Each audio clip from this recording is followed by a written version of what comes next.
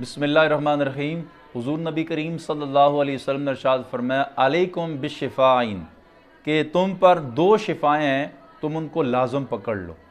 اب دیکھیں نا، انسان بیمار ہوتا ہے، انسان کا جسم جو ہے وہ کبھی مختلف بیماریوں کا شکار ہو جاتا ہے، تو حضور نبی کریم صلی اللہ علیہ وسلم وہ ہستی ہیں کہ جنہوں نے روحانی بیماریوں اور روحانی تقاضوں کو پورا کرنے کے ساتھ ساتھ جسمانی بیماریوں کا بھی علاج جو ہے وہ امت کو تجویز فرمایا۔ حضور نبی کریم صلی اللہ علیہ وسلم نے ہر معاملے میں، ہر موقع پر، ہر شعبہ کے اندر آقا دو عالم صلی اللہ علیہ وسلم نے رہنمائی فرمائی ہے۔ تو بیماریوں کے علاج کے لیے بھی اگر ہم طب نبوی صلی اللہ علیہ وسلم کا مطالعہ فرمائیں تو بہت ساری چیزیں ایسی ہیں جو حضور نبی کریم صلی اللہ علیہ وسلم نے امت کی راہبری اور امت کی رہنمائی کے لیے ارشاد فرمائی ہیں۔ تو یہاں اس حدیث مبارکہ کے اندر فرمایا علیکم بالشفاعین، کہ تم پر دو شفائیں ہیں، ان کو لازم پکڑ لو۔ اگر تم اس کو لازم پکڑ لو گے تو تم جسمانی بیماریوں سے بھی محفوظ رہو گے، روحانی بیماریوں سے بھی محفوظ رہو گے۔ وہ کون کون سی ہیں؟ ایک فرمایا الاصل، دوسرا فرمایا القرآن۔ ایک ہے شہد اور دوسرا فرمایا قرآن۔ اگر تم شہد کو اپنی زندگی کے اندر استعمال کرو گے، باقاعدہ روٹین کے ساتھ، باقاعدہ ایک ترتیب کے ساتھ استعمال کرو گے، ماہر طبیب کی رہنمائی کے ساتھ استعمال کرو گے، تو تمہارا جسم بیماریوں سے محفوظ رہے گا۔ اور فرمایا قرآن جو ہے یہ تم کو جسمانی بیماریوں سے بھی محفوظ رکھے گا، اور اللہ کریم کی یہ کلام اور اللہ کریم کا یہ فرمان تم کو روحانی بیماریوں سے بھی محفوظ رکھے گا۔ حضور نبی کریم صلی اللہ علیہ وسلم کے ایک فرمان کا مفہوم کچھ اس طرح ہے، آئیے سنیے اور دل کے اندر اور ایمان کی حلاوت محسوس فرمائیے کہ حضور نبی کریم صلی اللہ علیہ وسلم نے ارشاد فرمایا قرآن کی تلاوت کیا کرو۔ صحابہ کرام رضوان اللہ تعالی علیہم اجمعین نے عرض کیا، یا رسول اللہ صلی اللہ علیہ وسلم قرآن کی تلاوت کرنے سے کیا ملتا ہے؟ فرمایا اس سے تمہارے دل کا زنگال جو ہوتا ہے، زنگ جو ہوتا ہے، یہ دور ہو جاتا ہے۔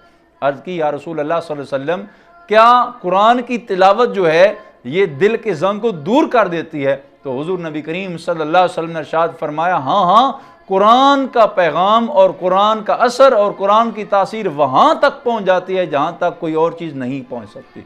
تو آئیے ہم اپنی زندگی کے اندر قرآن کو لائیں۔ آج ہمارے اندر سب سے بڑی خامی یہ ہوتی چلی جا رہی ہے کہ جتنا زیادہ پڑھا لکھا دنیا دار ہے وہ قرآن سے دور ہے، وہ قرآن کی تعلیمات سے دور ہے۔ تو آئیے ہم مسلمان ہیں، حضور نبی کریم صلی اللہ علیہ وسلم کے غلام ہیں، ہمارا تو اوڑھنا بچھوڑنا زندگی گزارنے کا ایک طریقہ قرآن کریم کے احکامات کے بالکل عین ہونا، مطابق ہونا چاہیے۔ تو آئیے، لیکن وہ ایک شاعر نے بڑی پیاری بات کی تھی، وہ شاعر کہتا ہے کہ وائے ناکامی متاع کارواں جاتا رہا، کارواں کے دل سے احساس سے زیاں جاتا رہا۔ آج ہمارے اندر یہ جو اتنی بڑی خرابی ہے کہ ہم قرآن سے دور ہوتے چلے جا رہے ہیں۔ پھر سب سے بڑا مسئلہ ہمارے ساتھ یہ ہے کہ ہمارے اندر احساس بھی نہیں ہے کہ ہم قرآن سے دور ہو گئے ہیں۔ یہ ہماری کتنی جو ہے بڑی کمزوری ہے اور ہماری کتنی بڑی بدبختی ہے۔ تو حضور نبی کریم صلی اللہ علیہ وسلم نے ارشاد فرمایا علیکم بالشفاعین، دو شفاؤں کو لازم پکڑ لو۔ ایک ہے شہد، شہد کو اگر ماہر طبیب کی رہنمائی اور اس کے بتائے طریقہ سے استعمال کیا جائے تو انسان بہت سی لا علاج بیماریوں کا اس کو علاج مل سکتا ہے، انسان کی بہت ساری بیماریوں کا حل مل سکتا ہے۔ تو آگے قرآن کریم کی تلاوت یہ روحانی بیماریوں کے لیے بھی اکسیر ہے، جسمانی بیماریوں کے لیے بھی اکسیر ہے۔ تو آئیے قرآن کریم کی تلاوت کو اپنی زندگی کا اوڑھنا بچھونا اور معمول بنا لیں اور قرآن کریم کے احکامات پہ زندگی گزاریں۔ اچھا، اس کا ایک فائدہ تو یہ ہوگا، اس کے تو بے شمار فوائد ہیں، لیکن دو فائدے عرض کر دیتا ہوں۔ ایک فائدہ تو یہ ہوگا کہ زندگی جو ہے وہ اللہ اور اس کے رسول صلی اللہ علیہ وسلم کے احکامات کے مطابق گزرے گی۔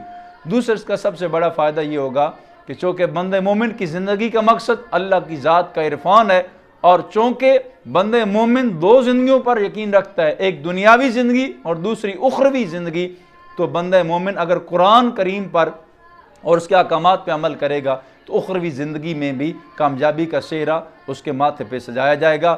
تو آئیے قرآن کریم کے احکامات پہ عمل کریں، قرآن کریم کو اپنی زندگی کے اندر لائیں، اور جو حضور نبی کریم صلی اللہ علیہ وسلم نے فرمایا کہ شہد استعمال کرو اور جن چیزوں کو حضور نے پسند فرمایا ان کو ہم اپنی زندگیوں کے اندر لائیں۔ اللہ کریم آپ کو اور مجھ کو عمل کی توفیق عطا فرمائے۔